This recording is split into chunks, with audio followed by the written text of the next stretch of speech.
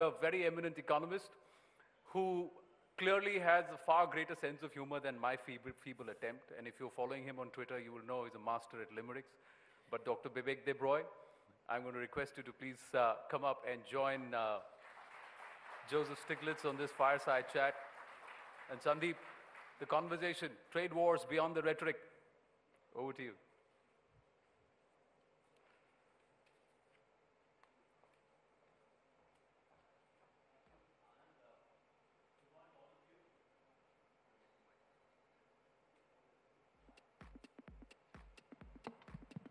Yeah, morning everybody.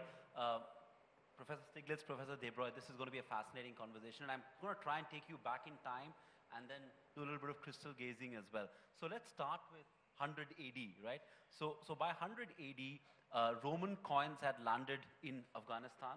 A Roman merchant could trade all the way from Lusitania to Lystra. So if that Roman were to materialize today, would he see a more open world or a more closed world?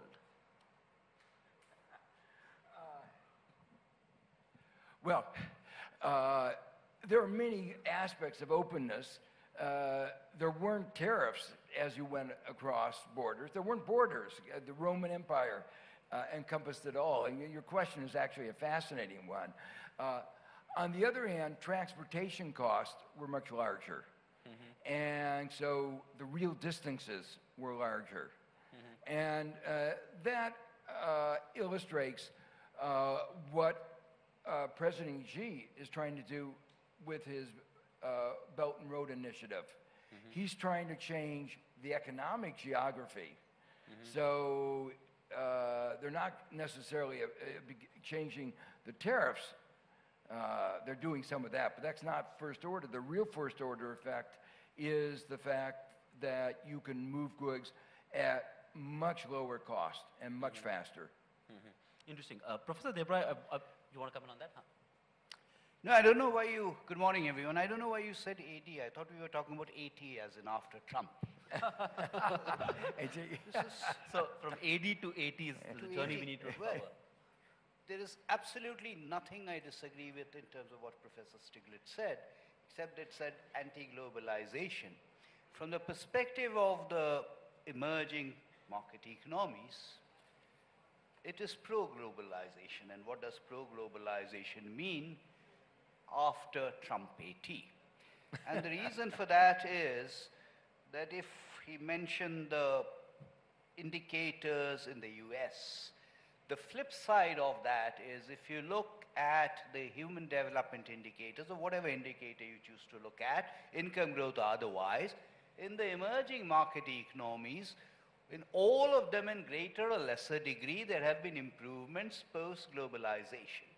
Right. So therefore, how does one reconcile this aspiration for globalization across the emerging market economies against the context of what the President of the United States is attempting to do? That's the key issue. Mm-hmm. Also in passing, reacting to the first point that Professor Stiglitz mentioned, that China today is, in terms of PPP, where India is likely to be perhaps 20 years down the line. So some of the backlash one is witnessing against a rising China is something that India is also likely to witness somewhere down the line in terms of also reforming the global architecture, the international institutions to reflect the multipolar world, not just the WTO, but even, if I may say so, the IMF and the World Bank. Mm-hmm. Interesting. But, you know, I want to sort of talk about another aspect here, Professor Stiglitz, which is nationalism. I mean, one of the logic for a lot of these decisions and policies is, you know, our politicians are being driven by nationalism. And increasingly, while Trump is a sort of poster boy of that, but increasingly countries around the world are retreating to nationalism as a more comfortable space to be in. Why is that happening? Well, I think at least in the United States, where I understand better, the growth of nationalism and nativism is when you're not doing very well, it's so much easier to blame others than yourself. And so what he's doing is the United States, the data is very clear. We've not been doing very well, even though our GDP is going up. And that's because it's not being shared. So who do you blame? You blame Mexicans, you blame immigrants, you blame trade. So you put all the blame outside. And as I say, my view is any rational analysis says, yes, we grew. So that meant we could have made everybody better off. We had more resources, the pie was bigger, but we didn't. And that was because there was a, you might call it a distributive battle, and the top won. And you know, this sounds like sometimes class warfare. And Warren Buffett, I think, put it well. He said, yes, there's been class warfare, and our class has won. And he meant that, though, in a way that was critical, because he said, that's not a way to organize a society.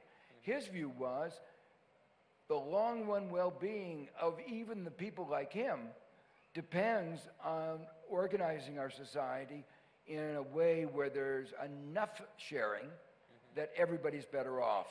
And we didn't do that. Sure. But Professor Debroy, what do you ascribe this to? And in some sense, who will hurt the most from such a retreat?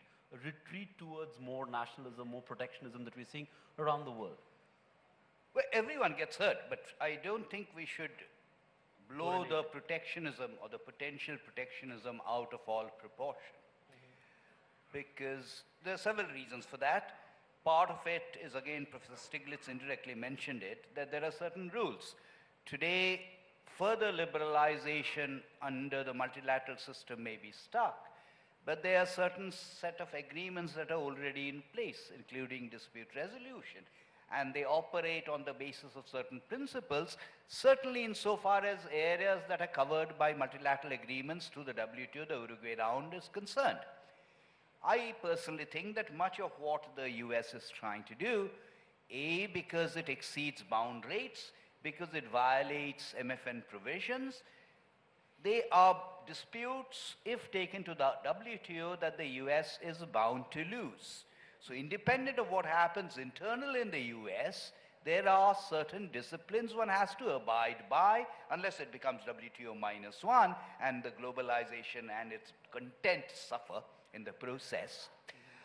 The only problem is there is an interim period because the WTO adjudication process takes a little bit of time, and in the interim, there are countries, I don't think India is ever going to be that affected, nor do I think India is going to do a Japan or South Korea. There is no need to. But all countries and all consumers get affected a teeny-weeny bit in the process. Can I just reinforce what you said about how what the U.S. is doing is almost surely against international law, probably against our own law. The tariffs on steel and aluminum were allegedly about national security. Absolutely, which is... But we have enough steel capacity for any war of the kind that we would need, that we would likely fight. The Secretary of Defense has said there's no national security issue. So when you have the Secretary of Defense saying there's no national security issue, you really undermines your case. But Trump has undermined the case even more because what he has done has said to, say, Canada, you can bring your steel in if you negotiate better on trade. Now, does that mean that he is willing to give up national security for, we have disputes with China over lumber and over dairy. Is he saying that a better agreement about trees and about cows is he's willing to give up our national security? It's absurd. Right. And what has now resulted is the most peculiar thing. He has now exempted almost every country around the world. He's exempted Canada and Mexico because they're part of NAFTA. He's exempted the EU, Why? Because they threatened the United States with retaliation. He exempted Brazil. None of us have figured out why. So there are two countries he's not exempted. China. China and Japan. And Japan is figuring out, with friends like this, who needs enemies? You know, we're supposed to be friends. And yet, he's imposed this tariff for no reason. But, you know, Professor Stiglitz, you know, I understand you're critical, but there is a constituency of people who support these policies. I'm trying to understand, does anyone win from this, these sort of policies? I mean, who stands to lose the most? In some sense, does the Iowa soybean farmer effectively pay the Indiana, you know, steel mill worker? Are there any winners in this game? I think no. I mean, net, clearly not. Because as I commented in my remarks, the price of steel goes up. There are many more users of steel than producers. So even in terms of the narrow question of the production, employment, the most estimates are that we will lose jobs. And then consumers also hurt. That's everybody, because the price of cars will go up, the price of anything using steel will go up. So we're going to lose on the consumption side, we're going to lose on the production side. What is this about then? As I said, it's about political grandstanding. And one of, you know, these kinds of things have been debated. Bush imposed a steel tariff for a very brief amount of time, and we then got some evidence about the effect, and the conclusion of this short span of the steel tariff was we lost jobs, a lot of jobs. So that's why other administrations haven't done it, even though there was pressure from the steel workers. And the interesting thing is that's, you might say, the advantage or disadvantage of Trump. He doesn't have deliberation. He doesn't bring everybody into the room and say, let's understand what's going on. He wakes up one morning and says, who can I have a fight with? And he says, well, what about China? And he said, okay, China, what's the best way of having a fight? He said, well, steel. So you have to understand it's not policy, it's random, it's a bully in the playground. Right. Which gets me to my question, Professor Debroy. You know, I know Professor Stiglitz is not worried about a trade war. He feels this is more of a skirmish. But you know, it cannot escalate into a trade war if we make rational decisions. If people in positions of power are making rational decisions, clearly they're not. So therefore, there is no collective wisdom today as far as the global governance is concerned, and specifically with the United States. So in that circumstance, how worried would you be from an Indian point of view of a possibility of this escalating to a trade war? Well, firstly, let me just react to two basic principles, and then I'll answer your question.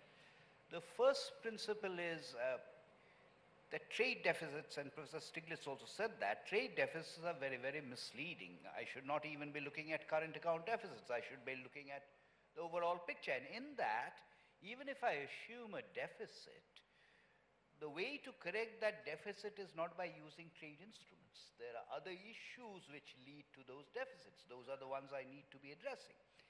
The second principle I want to state is that whenever something like this happens, there are overall welfare losses to the country as a whole. But it's perfectly possible that a few limited, inefficient producers may benefit. Those benefits tend to be much more visible. The welfare losses, including those of consumers, tend to be much more dissipated and dispersed and less visible, less vocal. Now, answering your question, the probability is always non-zero. But I think the probability is pretty low, and there are countries, China included, which might have precipitated the war, might have led the skirmish into becoming a war. So far, they have behaved pretty sensibly. There hasn't been that much of retaliation. So although, as I said, the probability is non-zero, I think the probability is low. So far as India is concerned, right now I think the only sector that's affected a little bit is probably iron and steel. Barring that purely from the export point of view, the H-1B visa kind of thing is a completely different issue. Other than that, I don't really see any immediate danger. Okay. Can I just comment on a couple points on there? First is a general macroeconomic point that what people really care about is the overall trade deficit, and deficit of goods and services. And that's what affects the workers in the Midwest, say. And that is determined by macroeconomics. A trade agreement affects which country you trade with. So if we didn't buy apparel from China, we would go to the second best or the third best. We would be buying apparel from Bangladesh. We're not going to make it in the United States. And if we do make it in the United States, it'll be by robots, not by humans. And so they're not going to get their jobs back. The second point is that the macroeconomic policies that Trump has instituted, in particular the tax bill that he was passed in December and the budget deal that was done in January, means that there is a massive increase in the U.S. fiscal deficit, really massive.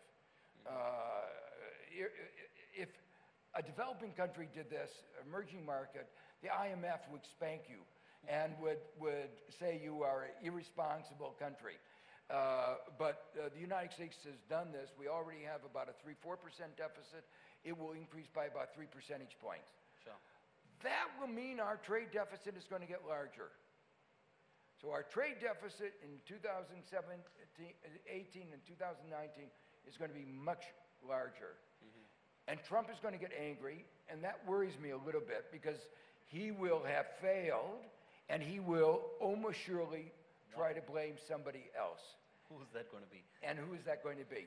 The final minor point, but it's not so minor from policy point of view, his micro policies also are exacerbating the problem.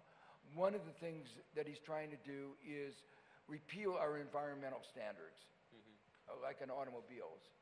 And that will mean we will use more oil. That will mean, again, our overall trade balance will be importing more oil or exporting less oil. And that will again be bad for manufacturers in the U.S. Sure. So the overall picture, I think, is that unwittingly, because Trump doesn't understand economic policy, unwittingly, he is going to be making all the things that he's concerned about worse. Okay, let me ask you a slightly contrarian question. In some sense, since you are coming from China, are concerns of sort of American protectionism a little overblown? I mean, would Amazon view Alibaba or Uber view Didi as fair competition in a level playing field?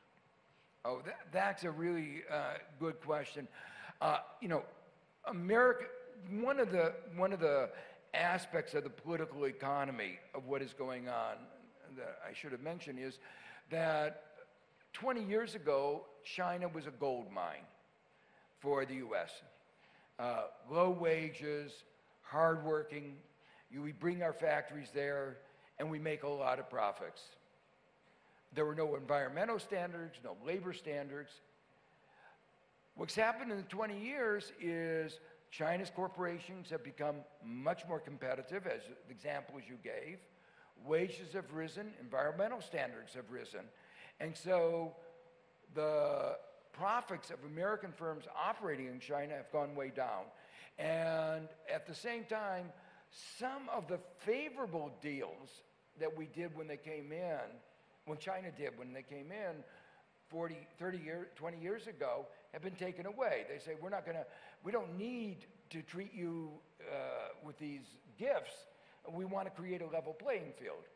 But of course, their response is, America's response, creating a level playing field is not what we want. We want an unlevel playing field to benefit us.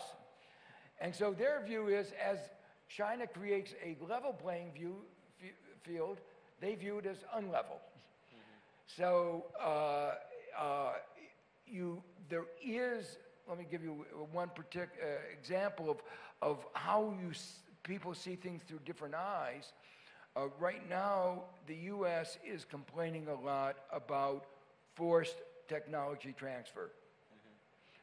And what China said is, we're a developing country.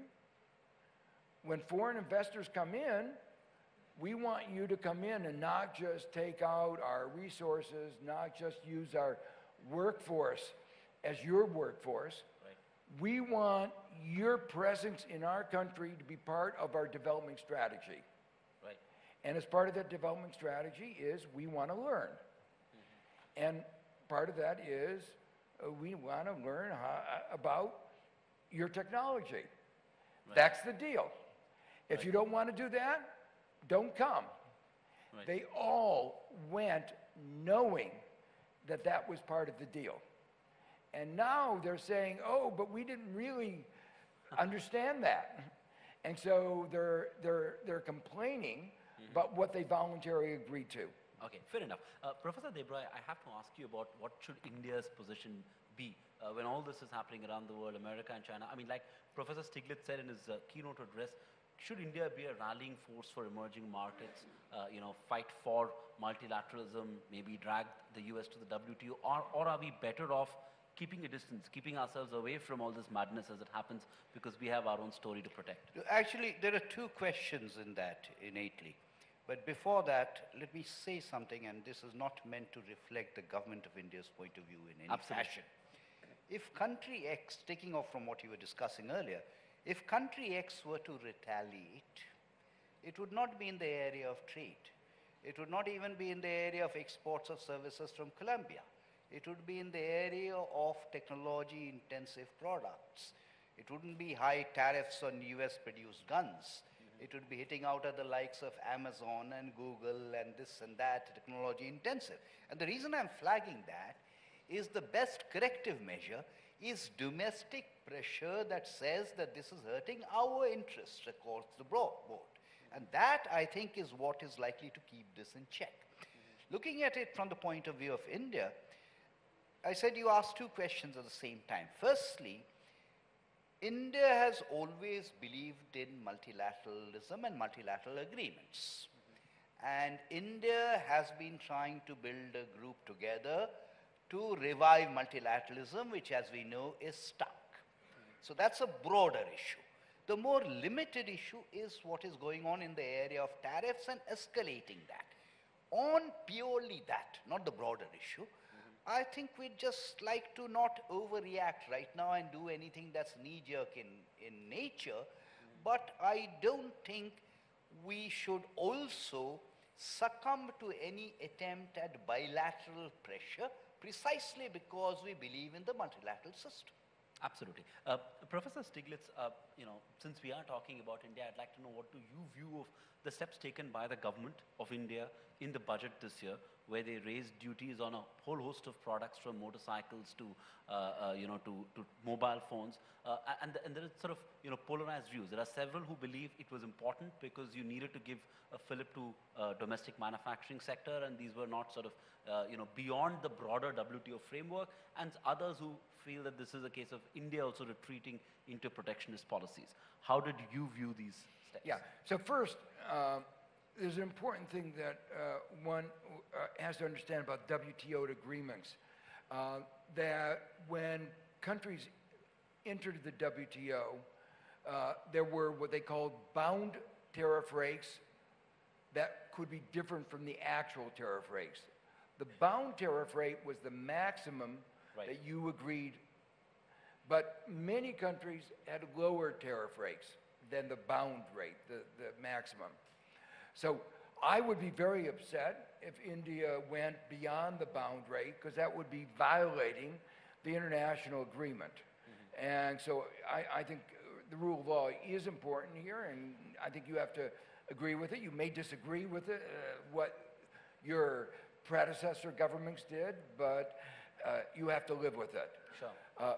Within the bound rate, though, I think the argument that industrial policy is important. That is to say, it is a legitimate objective of government, of emerging markets, to say we need to increase our growth rate. We are still a developing country. China says we are still a developing country. It may be the largest, but their per capita income is 1/5 of the United States. Right. And so there's no doubt that they have a long way to grow. And so even for China, which is now the largest country, I would say that they have a legitimate argument for promoting their development, increasing their per capita income and their living standards within the rule of law. So we could argue and analyze what are the best industrial policies, what are the best ways of moving up to a higher standard of living, industrialization, changing the structure of the economy, and whether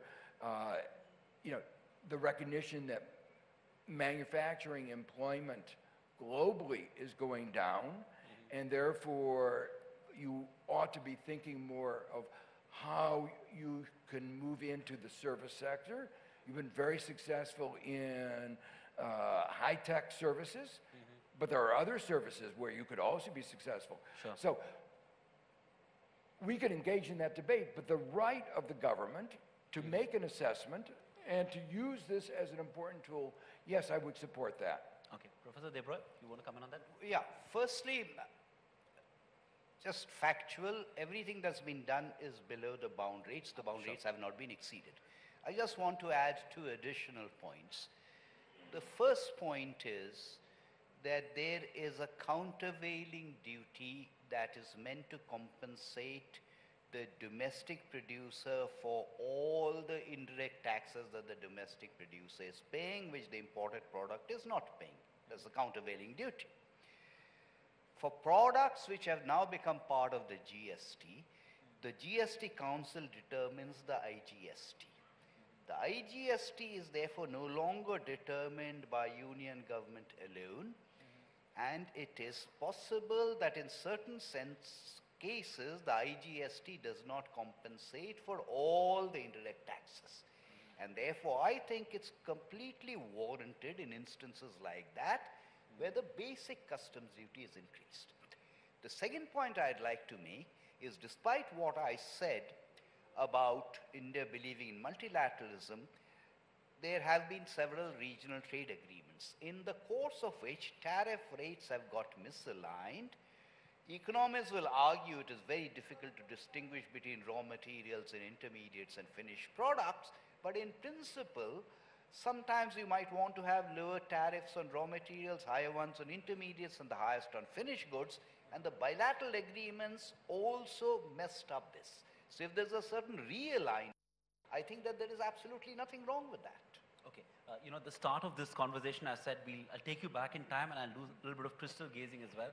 Now's the time for crystal gazing. Let's admit that steel and soybean are actually fairly abstract from a common consumer's point of view, right? I mean, I don't think every one of us can sort of imagine the consequences of what's going on with steel and soybean. So paint for us 2 alternate scenarios, right, Professor Stiglitz? 10 years down the line, a world, as Professor Debroy said, pre-AT.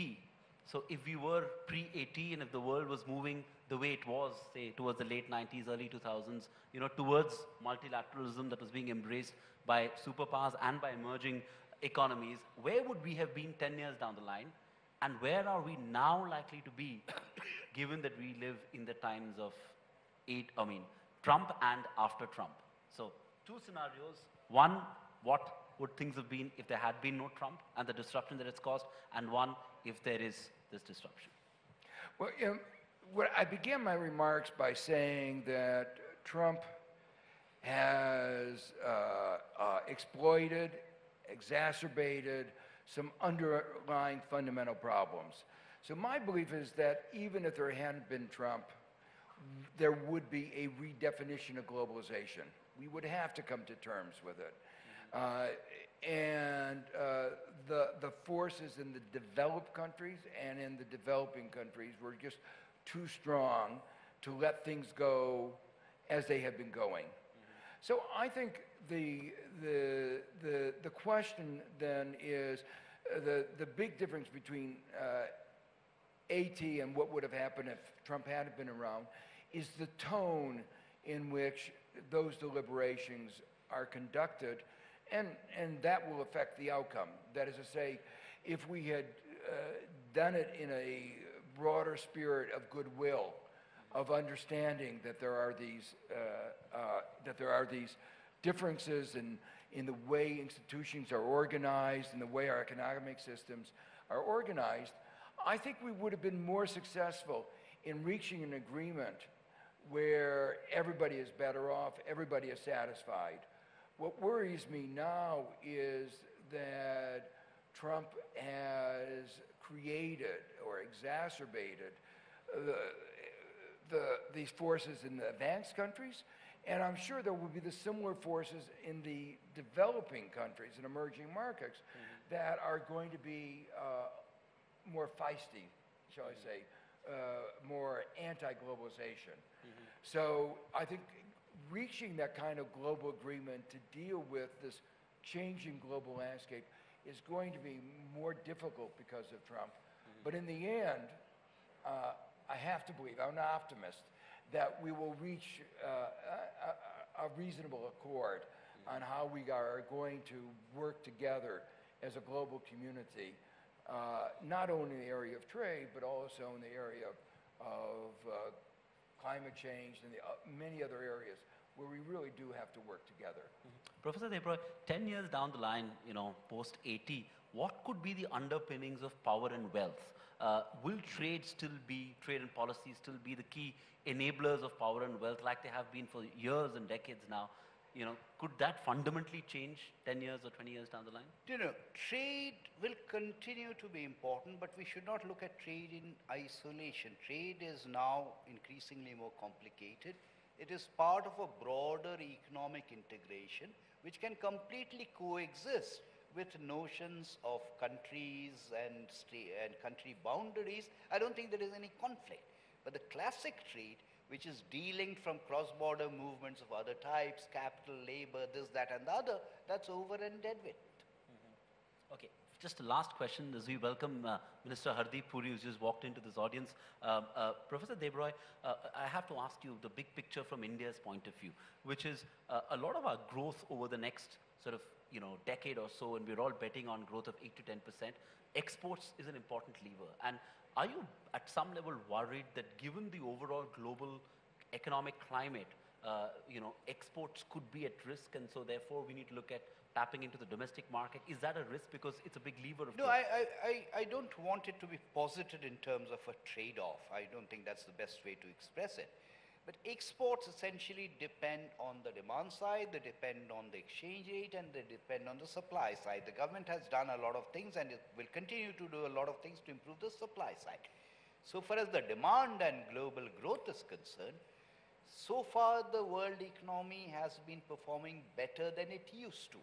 And I see no particular reason why it should get worse. One particular advantage of being born in this part of the world is that you realize you have a longer time frame, and you realize that many of the things you are reacting to instantaneously, they are temporary, they pass. All things pass. All things pass. Professor Stiglitz, last question to you, crystal gazing, 10 years down the line, right?